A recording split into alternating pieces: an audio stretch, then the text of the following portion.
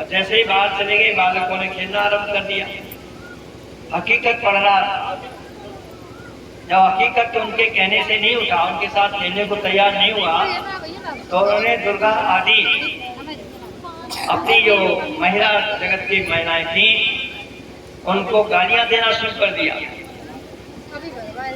रामकृष्ण आदि को भी गाली देना शुरू कर दिया। तो बालक हकीकत की केवल इतनी गलती थी। बालक हकीकत ने कहा, जैसा तुम हमारे महापुरुष या महान विदुषियों के लिए कह रहे हो, अगर तुम्हारी बीवी फातिमा के लिए ऐसा कह दिया जाए तो क्या होगा? कहा नहीं कहा, गाली नहीं दी। अगर ऐसा ही कह दिया जाए तो तुरंत बच्चों ने मौलवी की आते ही शिकायत कर दी और इसने कहा बीबी फातिमा, इन्होंने कहा कि हमारी बीबी फातिमा को गाली दी है और उसी पर मौत की सजा सुनाई गई। या फिर श्राप स्वीकार करो अथवा मृत्यु स्वीकार करो। जब ये कह दिया गया, मृत्यु की सजा स्वीकार कर दी उसने। और एक बात कही सुनो, मैं आपको बताना चाहता हूँ, जरा ध्यान देना। बालक हकीकत क्या कहता है? काट डालो बोटी बोटी को, पर दूंगा नहीं चोटी को। मेरी बोटी बोटी को काट सकते हो, लेकिन मैं अपनी चोटी नहीं दूंगा। लेकिन आज का जितना युवक है, तो ये चोटी है उनके सर पर, चोटी के पीछे प्राण दे दिए। और एक बात कहता है, हकीकत है नाम मेरा, हकीकत को जानता हूँ और गुलामी के जीने से तो मरना अच्छा मानता हूँ। ये बालक हकीकत के जज्बात थे। लेकिन आज अंग्रेजों की पश्चिम की नकल करते करते हम अपनी सारी की सारी संस्कृति को भुला बैठे। आसमान उसी को याद दिला रहा है।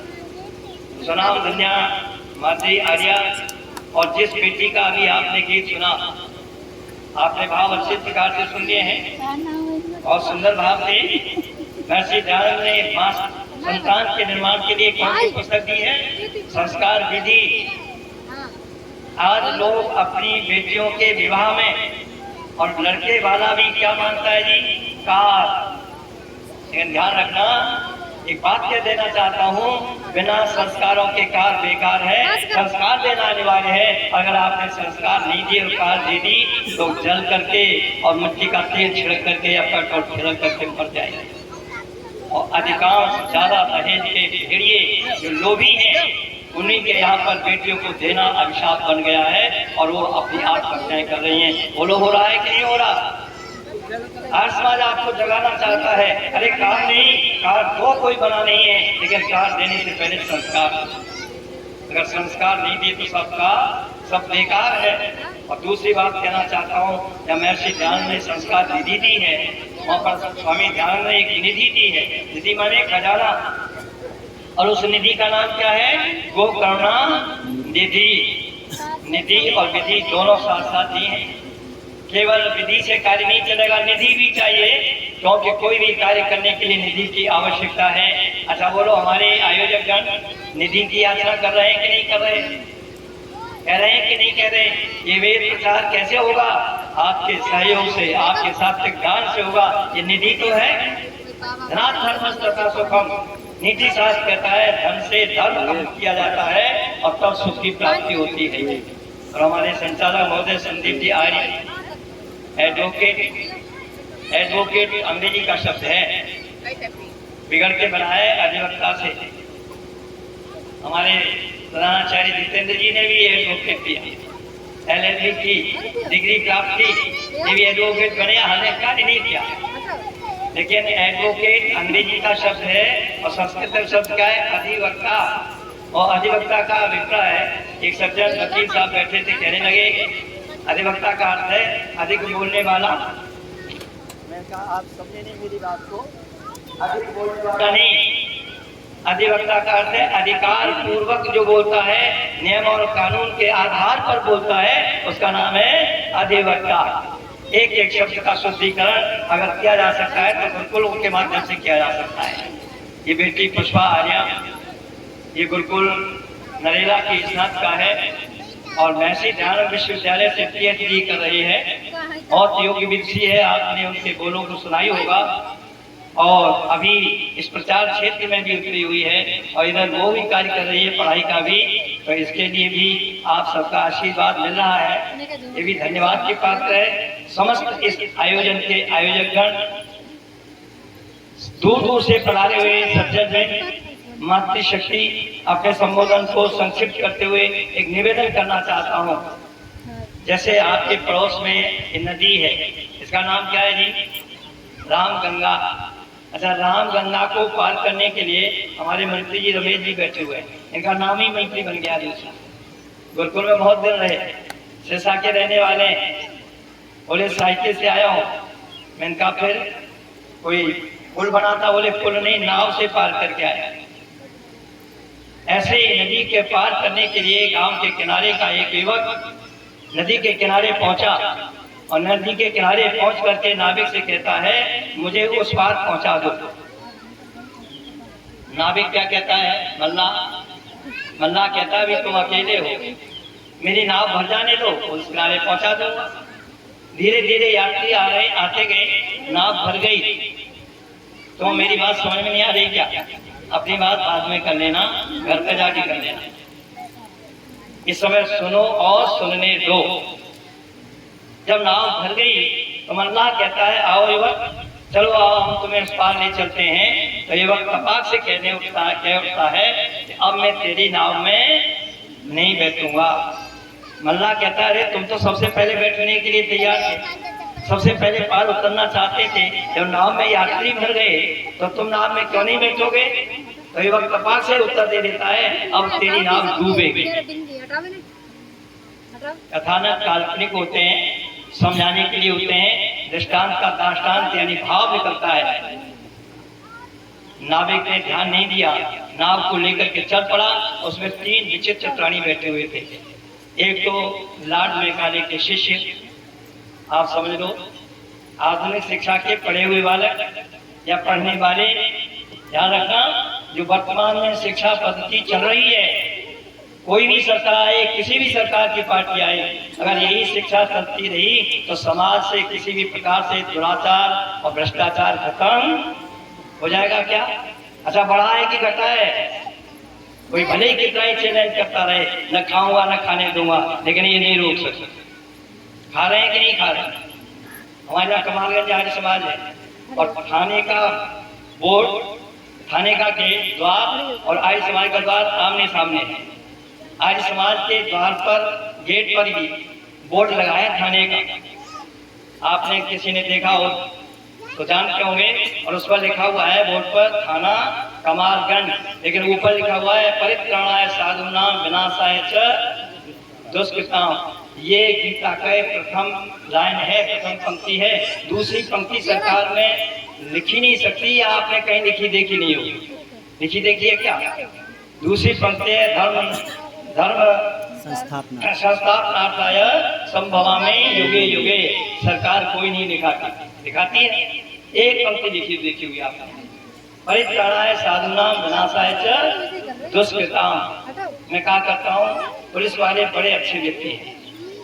वो कहते हैं, आर्य समाज के लोगों, हमने तुम्हारे दरवाजे पर ये इसलिए लगा दिया है, इसका पालन तुम ही कर सकते हो। हमें तो केवल नोट चाहिए, हमें दुष्ट और सज्जन से कोई लेना देना है कि नहीं? ऐसा रिश्वत ली जा रही है कि नहीं ली जा रही? कहते हैं, और अर्थ क्या है? सज्जनों की रक्षा और दुष्टों को दंड देना राजा का, राज कर्मचारी का धर्म है। ऐसे धर्म की मैं स्थापना करना चाहता हूँ, ऐसे योगी राज कृष्ण ने दंड घोष करते हुए कहा था। लेकिन ठीक विपरीत हो रहा है, ज्यादा विस्तार की आवश्यकता नहीं है। एक तो लॉर्ड मैकाले के शिष्य बैठे थे और दूसरे एक बंदरी लेकर के, बंदर वाला व्यक्ति मदारी बैठा था, एक ऊंट वाला लेकर के ऊंट भी बैठा था, ऊंट को लेकर के। बस 3 विचित्र प्राणी थे। जैसे ही बीच नंदहार में नाव पहुंची, एक बालक ने दूसरे बालक से कहा, ये जो बंदर है इसकी कान में लकड़ी कर दो। बालक बोला, लकड़ी तो है नहीं, कलम है मेरी जेब में। बोले, कलम कर। जैसे ही कलम को बंदर की ओर बढ़ाया, और बंदर का स्वभाव होता है, उछल करके ऊंट की गर्दन पर बैठ गया। और बंदर जैसे ही गर्दन पर बैठा, ऊंट खड़ा हो गया। और ऊंट के खड़े होने में बताओ कितने जोटे लगते हैं? कितने झटके लगेंगे। नाव डिसबैलेंस हुई, डूब गई। मल्लाह तैर करके किनारे पहुंचा और जाकर के कहा, अरे युवक, तूने कैसे जान लिया था कि मेरी नाव डूबेगी? और युवक कपाल से कहता है, अरे तेरी नाव में निर्दोष भर गया था। ये तो मात्र कथानक है। ध्यान देना, आज भारत रूपी राष्ट्र नौका में भी 3 प्रकार का दोष भर गया है। व्याख्या का समय नहीं है, कई घंटे लग जाएंगे, लेकिन कहना चाहता हूँ उनमें सबसे पहला दोष है धर्मनिरपेक्षता का। हमारे यहाँ जितने भी महापुरुष हुए हैं सबने धर्म का पालन किया है कि नहीं किया। और हमारे यहाँ ढोलक भी बजा रहे हैं धर्मपाल जी, और सारे उद्देश्य कह रहे हैं धर्मपाल जी किसी प्रकार का भेदभाव सबके साथ समान ढोलक बजा रहे हैं। उनका नाम ही धर्मपाल है, इसलिए धर्मपाल उसे कहते हैं जिसका जहाँ धर्म का पालन किया जाता है, जहाँ किसी प्रकार का पक्षपात नहीं होता। ये धर्मपाल जी आए तो उम्मीद के साथ। और ढोलकवादकों की स्थिति क्या है? जिसके साथ आए उसके साथ ठीक बजाएंगे, औरों को फेल करने के लिए उल्टी बजाएंगे। लेकिन धर्मपाल जी निरंतर सबका समान रूप से सहयोग कर रहे हैं, अपने नाम को सार्थक कर रहे हैं। मैं उनको धन्यवाद देता हूँ। मैं जानता हूँ अच्छी प्रकार से इन्होंने पंडित किशोरीलाल के साथ भी, पंडित किशोरीलाल जी के साथ भी बजाई, नरदेव जी के साथ भी बजाई। बता रहे थे 20 साल तक नरदेव जी के साथ बजाता रहा, तो बहुत ही सुंदर वादक है ये। मैं आपसे निवेदन कर रहा था, जब तक धर्मनिरपेक्षता का राग अलापता जाता रहेगा और इस दोष को इस भारत से दूर नहीं किया जाएगा, तब तक संसार की कोई ताकत नहीं है जो सुख और शांति समाज में स्थापित कर सके और राष्ट्र को सुरक्षित कर सके। योगी राज कृष्ण ने धर्म को समझा था, और योगी राज कृष्ण ने धर्म को समझ करके ही जहाँ धर्म की हानि हो रही थी तो बड़ा स्पष्ट कहा था, यदा धर्मस्य ग्लानिर्भवति भारत अभ्युत्थानं धर्मस्य तदात्मानं सृजाम्यहम्। स्वामी दयानंद सत्याप्रकाश में इस श्लोक को उद्धृत किया। आप पढ़ लेना वहाँ पर विचार। मैं आपसे निवेदन करना चाहता हूँ, सबसे पहला दोष क्या है? धर्मनिरपेक्षता। अच्छा, धर्मनिरपेक्षता को हटाने की कोई बात कहेगा? कोई भी नेता या कोई भी दल ये कहने के लिए तैयार है कि नहीं हमारे राष्ट्र का एक ही धर्म होगा? नहीं कहने को तैयार। क्यों जी है? और जब एक धर्म नहीं होगा, मतमतांतरों के पचड़े में पड़े रहेंगे तो इधर उधर हमें चक्कर काटने पड़ेंगे और अंधविश्वास में लोग डूबते रहेंगे।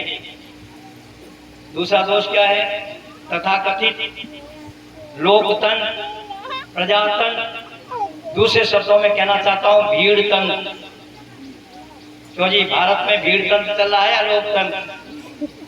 ध्यान देना, लोकतंत्र नहीं है ना प्रजातंत्र है, ये भीड़ तंत्र है। और भीड़ तंत्र का मैं आपके सामने एक उदाहरण दे रहा हूँ। 25 बच्चे एक कक्षा में हैं और अध्यापक गणित का प्रश्न हल करने के लिए देता है। 25 विद्यार्थी अपनी कॉपी में प्रश्न का उत्तर हल करके काफी बार अध्यापक के पास रख देते हैं। अध्यापक निरीक्षण करता है और निरीक्षण करते करते 10 कापियां एक ओर इकट्ठी हो जाती हैं और 15 एक ओर। 10 कापियां हुए जिनके उत्तर सही हैं और 15 कापियां हुए जिनके उत्तर गलत हैं। अच्छा, सच बताना, अध्यापक की दृष्टि में, आपका प्रिंसिपल साहब बैठे नितिन जी, आपकी दृष्टि में 10 पास है कि 15? 15 जिनके उत्तर गलत है वो फेल और 10 जिनके उत्तर सही है वो पास। और भीड़ तंत्र में 15 बदमाश पास और 10 आचार्य फेल।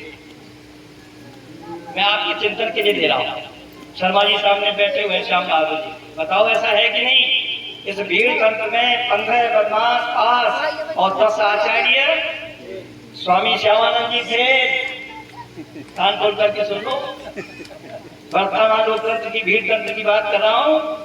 और एक बात और कहना चाहता हूँ, जिन 10 कापियों में उत्तर सही है, सच बताना, सोच करके बताना, उन सब के उत्तर कितने होंगे? अरे खुल करके कह दो, एक ही होगा। जैसे 2 और 2 4 वाला उत्तर सही है ना? एक ही होगा सारी कापियों में, 10 में एक होगा। और जिन 15 कापियों में उत्तर गलत है, बताओ सच बताना कितने होंगे? परस्पर मिलेंगे क्या? अलग अलग? अरे संसार के मतमतांतर अनेक हो सकते हैं, लेकिन संसार के मनुष्य मात्र का धर्म तो एक है, ईश्वर एक है, संस्कृति एक है। क्यों ये मेरी सरकार कान खोल करके सुनने नहीं चाहती? मैं चाहता हूँ भगत सिंह जैसा व्यक्ति बम फोड़ने वाला होना चाहिए ताकि इस भैरी सरकार के कानों को खोल सके। बड़ा खोल करके बोलता हूँ, और कोई नेता सामने आ जाए तब तो फिर कहना ही क्या है। अभी हमारे पास सामने यहाँ पर आए थे, सम्मानित भी किया गया। अच्छे होंगे, मैं नहीं जानता, क्षेत्र की जनता जानती होगी। सम्मान किया गया कि नहीं? वो क्या करते हैं? शासन क्या करते हैं जी? शासन डंडे से किया जाता है। आज समाज अनुशासन की बात करता है, अनुशासन शास्त्र से किया जाता है। अच्छा सच बताना, शासक और शासन करने वाले लोग शास्त्र को जानते हैं? न तो शासक जानता है, न प्रशासन जानता है, न शासन जानता है। और जैसा जैसा शासनादेश होता है वैसा वैसा प्रशासन अपराध है। शासन डंडे से किया जाता है और क्षणिक होता है, लेकिन अनुशासन शास्त्र से किया जाता है जो स्थायी होता है। जीवन भर अनुशासन को व्यक्ति भूल। स्वामी ध्यान ने अनुशासन की बात कही थी। शास्त्र अधिकतम अनुशासन वेतव्यम। अनुशासन वह है जो शास्त्राधिकृत हो। और शास्त्र कोई भी पढ़ा, क्यों जी? शास्त्र पढ़ाया जा रहा है जी? अच्छा जी, स्कूल कॉलेजों में शास्त्र पढ़ाया जाता है? नहीं पढ़ाया जाता तो डंडा कब तक चलाओगे? अरे अंग्रेजों ने डंडा हाथ में पुलिस के पकड़ा दिया था, वही डंडा लिए आज भी पुलिस घूम रही है। मैं आपसे निवेदन करना चाहता हूँ, उन सब का उत्तर एक होगा और 15 कापियों में जिनके उत्तर गलत हैं उनके अनेक होंगे। ये भीड़ तंत्र का तकाजा है और आप कितनी ही कोशिश कर लें। अच्छा बताओ, मंदिर घटे हैं कि बड़े हैं? मंदिर बड़े हैं। मंदिरों में पूजा करने वाले पुजारी घटे हैं कि बड़े हैं? अच्छा, मंदिरों में माथा टेकने वाले, पूजा करने वाले नर नारियों की संख्या बढ़ी है कि घटी है? बढ़ी है। इतना सब कुछ बढ़ते हुए भी अनाचार दुराचार बढ़ा है कि घटा है? अनाचार दुराचार निरंतर बढ़ रहा है। इन मूर्खपाथन पत्थर की प्रतिमाओं को पूजने से, माथा टेकने से हमारी बुद्धि पत्थर के समान हो गई है और हम अपना सही जीवन का निर्णय लेने में सक्षम दिखाई दे रहे हैं। ये परिणाम है। इस परिणाम को अच्छे प्रकार से सोचना पड़ेगा। हमारे सारे संसार के मनुष्य मात्र का धर्म एक है, व्याख्या नहीं करा जाता। तीसरा दोष और बताना चाहता हूँ, वो है परिवार कल्याण विभाग, जिसके तहत चलाया जाता है परिवार नियोजन। और परिवार नियोजन के तहत हमको बताया गया हम तो हमारे, लेकिन इसका पालन एक दूसरे वर्ग ने कभी नहीं किया और न करेगा। मैं चुनौती दे रहा हूं। वो वर्ग कौन सा है जो ये कहता है हम 5 हमारे 25? कहते हैं कि नहीं कहते? जान रहे हो कि नहीं जान रहे? बुद्धिमान को इशारा काफी है। वो कहते हैं हम 5 हमारे 25 और तुम कहते हो हम 2 हमारे 2। कालांतर में भीड़ तंत्र में शासन किनका होगा? जरा सच बोलना। 25 वालों का या 2 वालों का? 25 वालों का शासन शीघ्र आने वाला है। अभी मदनी ने देवबंद में एक बयान दिया है, हम 20% हैं। जिस दिन हम 30% हो जाएंगे, हिंदुओं तुमको पता चल जाएगा कि हमारी तुम्हारी औकात है। बोलो, ये मेरी बात तो नहीं है? आपने मुझे तो एक आदि बजरों के से बैठे हुए थे, उसने बड़ा स्पष्ट कहा और उसने मोबाइल में मुझे दिखाया कि आचार्य जी ये बोला जा रहा है। अरे ये आज हमारे स्थिति को देखते हुए, क्योंकि हम बटे हैं और वो एकजुट हैं अल्लाह के नाम पर। बोलो, उसने कहा हम इस कानून को नहीं मानते। जरा ध्यान देना, उनका अल्लाह एक, उनका मजहब एक, उनकी संस्कृति एक, तुम्हारे ईश्वर अनेक, तुम्हारे धर्म अनेक और तुम्हारी संस्कृतियां अनेक। जहाँ जहाँ हिंदू बटेगा वहाँ वहाँ कटेगा। कटने के लिए तैयार हो जाओ। आज तक तुमने किसी भी मंदिर में किसी मुसलमान या मुसलमान को माथा टेकते हुए नहीं देखा होगा। देखा है? और ये हमारी महिला है, ये भेड़ चाल वाली है, सबसे ज्यादा अंधविश्वास इनमें है। अपने देवी देवताओं से इनका पेट नहीं भरता, कपड़ों पर जाकर के भी दुआएं मांगती हैं कि नहीं? मैंने देखा है बंगाल में और दूसरे प्रांतों में भी। कपड़ों पर मुल्ला आकर के नोट ले जाता है इकट्ठे करके शाम को, और जाकर के सबसे ज्यादा हिंदू महिलाएं और पुरुष जाकर के माथा टेकते हैं। आपके कमालगंज में भी मैंने देखा, थाना अध्यक्ष को भी देखा। सही नहीं, सही कह रहा हूँ, मैंने आंखों से देखी हुई बात बता रहा हूँ। सबसे पहले हिंदू मुस्लिम एकता का प्रतीक कमाल खां, अरे लोगों, एकता कभी बात कर ही नहीं सकता, और वो साफ कहता है मजहब नहीं सिखाता आपस में बैर रखना, आपस में यानी इस्लाम के साथ बैर रखना नहीं सिखाता, दूसरों के साथ बैर ही सिखाता है।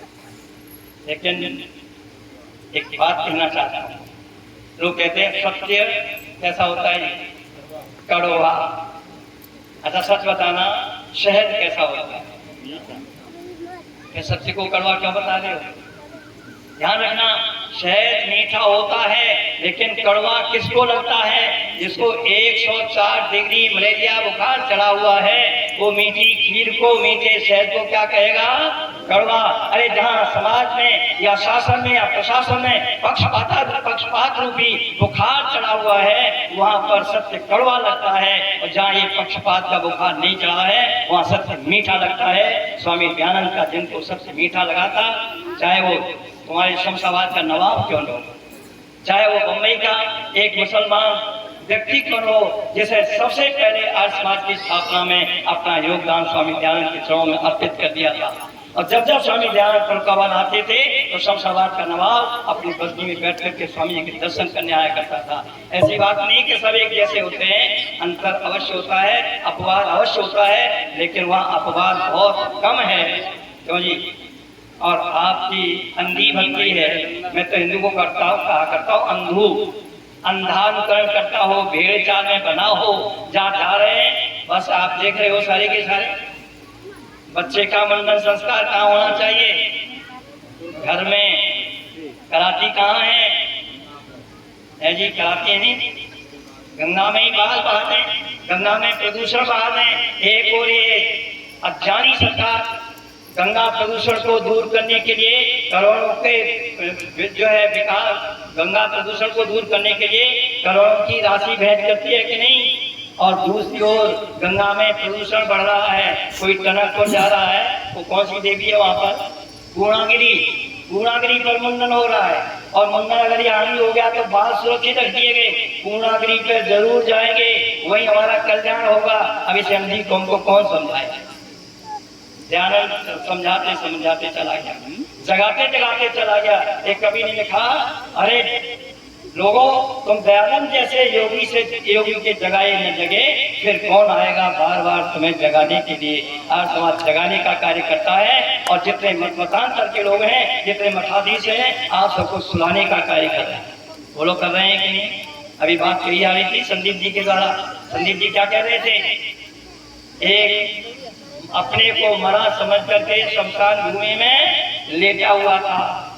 रागीर को क्या कहता है? हम आपको रास्ता तो बता रहे थे, लेकिन करें क्या, हम तो मरे पड़े हैं। अरे हिंदुओं, तुम्हारी यही दशा, तुम भी मरे पड़े। अच्छा सच बताना, कृष्ण योगी आज थे। योगी किसको कहते हैं? कि समाधि पुरुष हो, यम नियम आसन प्राणायाम धारणा ध्यान समाधि लगाई जिसने, समाधि का आनंद जिसने दिया है वो योगी है। योगी राज कृष्ण योगी थे, मर्यादा पुरुषोत्तम श्री राम योगी थे, दयानंद योगी थे, कपिल कलाम, महर्षि गौतम आदि ये योगी थे। इन्होंने जीते जी समाधि का आनंद लिया था। एक बात कहना चाहता हूँ, जिन्होंने योग को कभी जीवन में नहीं समझा, योग जानते हैं, सारे के सारे नामदार नेता राजघाट पर समाधि लगा करके बैठे हुए हैं। वो लोग बैठे हैं कि नहीं बैठे? अरे गांधी की समाधि है कि नहीं? चौधरी चरण सिंह की समाधि है कि नहीं? अन्य नेताओं की समाधियां हैं कि नहीं? ये समाधि स्वामी मेरे गुरुवर दयानंद ने कहा था, ए आयो, मेरी इस प्रकार की कोई समाधि मत बना देना। विधिवत मेरे शरीर का दाह संस्कार करके और मुट्ठी भर जो राख बचे उसको किसी गरीब किसान के खेत में डाल देना, ताकि किसी प्रकार देश भारतवर्ष का किसान उसके मेरे मरने में जीते जी तो उपकार करता ही रहा, लेकिन मेरी मुट्ठी भर राख भी किसान का भला कर सके। स्वामी दयानंद को समझने की आवश्यकता है। दयानंद को समझोगे नहीं तो तुम्हारा कल्याण होने वाला नहीं है। शासन और प्रशासन दोनों में अंतर है, और दोनों ही बिल्कुल अज्ञान का सहारा लेकर के चल रहे हैं, अगर जान का सहारा, या फिर एक बात कह दो मैं आपके सामने, क्या समझ लेना। अकबर बादशाह से उनकी बेगम, वहाँ क्या कहलाती है, बेगम, वो बीवी भी कहते हैं। बेगम ने कहा तुमने इसको काफिर को रख रखा है, बीरबल को, अरे मेरे भाई को रख लो, सारे काम तुम्हारा करता रहेगा।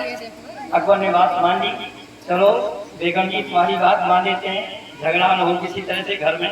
भाई को रख लिया और भाई को रख करके एक प्रश्न कर दिया, बताओ इस समय तुम्हें लोक में कौन बड़ा लगता है? बोले शहंशाह बादशाह अकबर आप सबसे बड़े। एक प्रश्न और आगे कर दिया, अच्छा मुझसे भी बड़ा कौन है? बीरबल कहने लगा तुमसे भी बड़ा खुदा। एक तीसरा प्रश्न और कर दिया, खुदा से भी बड़ा कौन? आओ चुप। बेगम का भाई चुप हो गया, प्रश्न का उत्तर नहीं दे पाया। अकबर बादशाह कहने लगे देखो सवेरे तक मुझे उत्तर चाहिए और नहीं दिया तो फांसी पर चढ़ा दूंगा। गया बीरबल के पास, बीरबल अच्छा व्यक्ति नहीं था, ध्यान रखना, गद्दार भी था, भूलें भी बहुत की थी। मैं आपसे निवेदन कर रहा हूं, लेकिन जो बात उसके तर्क की है, एक तर्क एक अतितर्क होता है, कहीं अतितर्क का भी सहारा लिया, लेकिन क्या किया, वो व्यक्ति जाता है बीरबल के पास, बेगम का भाई, वो कहता है मुझे सवेरे फांसी हो जाएगी, बचाओ। बीरबल ने कहा चिंता मत करो, बचा दूंगा। एक काम करो, एक बहुत सुंदर सी पालकी बनाओ। पालकी तो जानते हैं ना, जब सवेरा हुआ पालकी बनकर के तैयार हो गई तो बीरबल उस पालकी में बैठ गए और बैठ करके कहने लगा अब तुम दोनों बहन भाई इसको लेकर के चलो अकबर के पास। अकबर के पास लेकर के जब पहुंचे तो बीरबल उसमें से उठ खड़ा हुआ। बीरबल कहता है बादशाह आपने पूछा था खुदा से भी बड़ा कौन होता है? बोले हाँ पूछा था।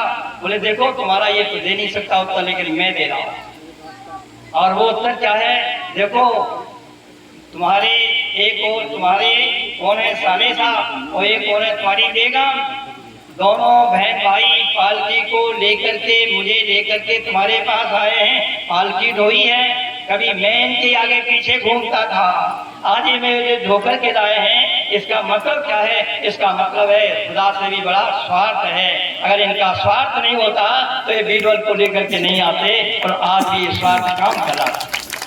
लोग जानते हैं लेकिन स्वार्थ व सत्य को स्वीकार नहीं करते, इसलिए कहा बाप बड़ा ना भैया और सबसे बड़ा स्वार्थ जहाँ समाज में आ जाता है। इसलिए स्वामी जी महाराज ने कहा प्रत्येक आत्मा सत्य सत्य का जानने हारा होता है, किंतु हट और अपने प्रयोजन यानी स्वार्थ की सिद्धि के लिए सत्य को छोड़ करके असत्य में झुक जाता है।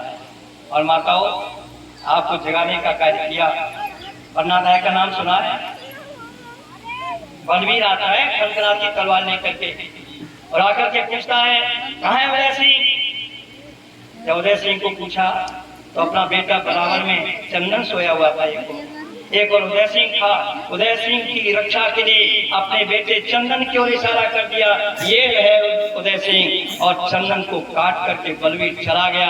अगर उस दिन उसने पन्नाधाय ने अपने बेटे का बलिदान नहीं दिया होता तो उदय सिंह नहीं होते, उदय सिंह नहीं होते तो महाराणा प्रताप नहीं होते, और महाराणा प्रताप नहीं होते तो हमारी आन बान शान सारी की सारी लुट। ये स्वाभिमान था महाराणा प्रताप। माता पन्नाधाय से कहना ले, माता यशोदा से कहना ले लो। माता यशोदा जानती थी कि कंस मार देगा, 8वें संतान है, छोड़ेगा नहीं, और दैव योग से उसी समय कन्या पैदा होती है और उसी समय कृष्ण पैदा होते हैं।